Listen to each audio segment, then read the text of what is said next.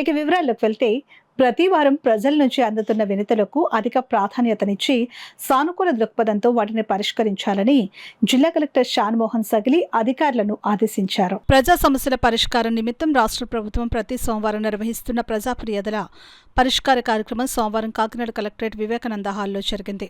ఈ కార్యక్రమంలో జిల్లా కలెక్టర్ షాన్మోహన్, జిల్లా జాయింట్ కలెక్టర్ అపూర్వ భరత్, జిల్లా రెవెన్యూ అధికారి J Venkatrao, CPO P Trinath ఇతర అధికారులతో కలిసి హాజరై కాకినాడ జిల్లా చుట్టుపక్కల ప్రాంతాల నుంచి వచ్చిన ప్రజల నుంచి వినతులు, అర్జీలను స్వీకరించారు. ఈ అర్జీలను ఆయా శాఖల అధికారులకు సూచిస్తూ వాటిపై సత్వరం, సమగ్రమైన, సంతృప్తికరమైన పరిష్కారాలు అందించాలని అధికారులను ఆదేశించారు.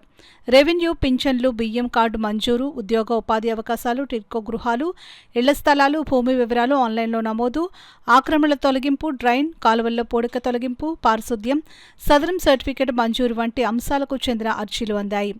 ఈ సందర్భంగా జిల్లా కలెక్టర్ షాన్మోహన్ మాట్లాడుతూ ప్రజా ఫిర్యాదుల పరిష్కార వేదిక కార్యక్రమంలో అందిన వినతులు ఎప్పటికప్పుడు పరిష్కరించబడాలని అన్నారు. ఈ కార్యక్రమంలో వివిధ శాఖల జిల్లా స్థాయి అధికారులు, కలెక్టరేట్ విభాగాల అధిపతులు తదితరులు పాల్గొన్నారు.